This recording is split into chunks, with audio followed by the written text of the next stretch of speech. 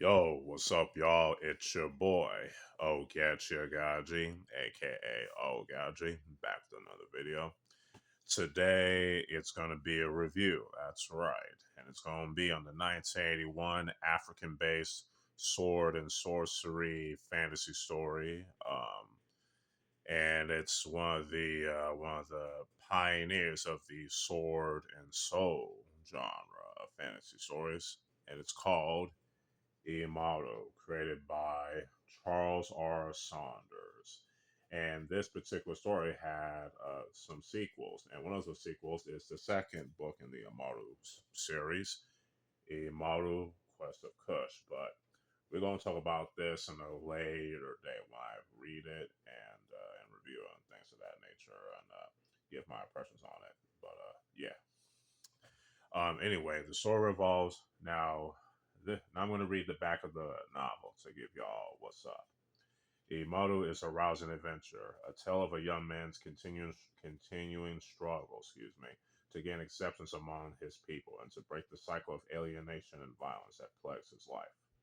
The motto is heroic fantasy like it's never been done before, based on African traditions and legends.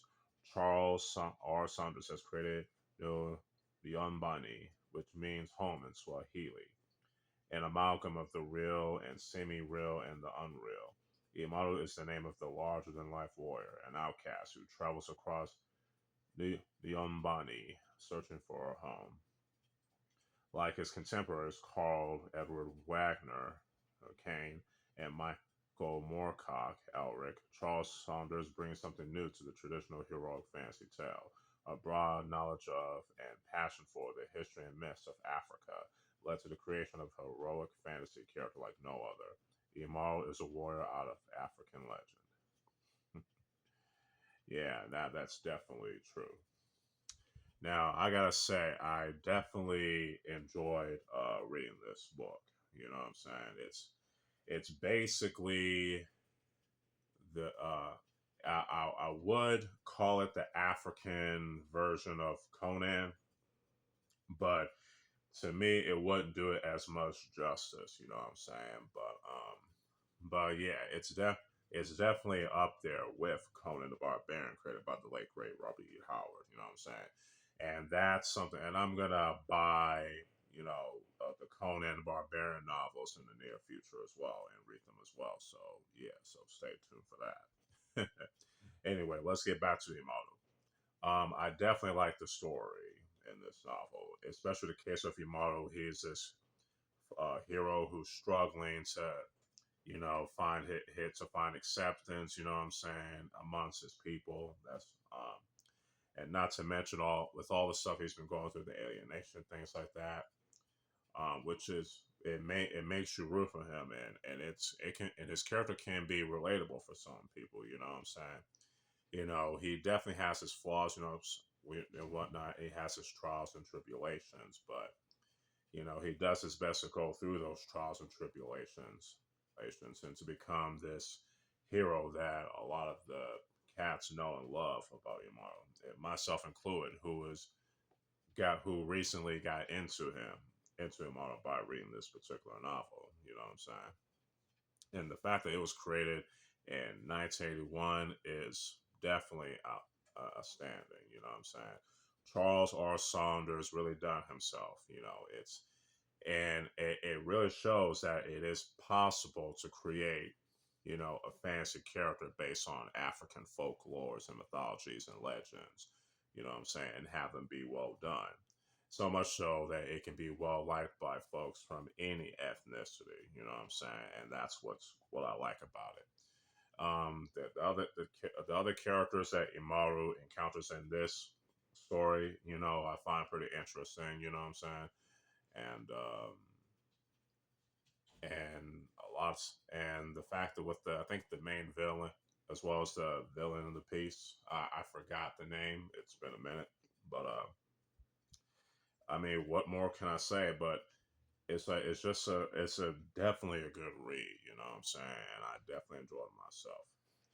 And I've always been interested in reading stories based on like African American, and Afro Caribbean cultures, legends, mythologies, and folklore and things like that. And it is definitely a great read.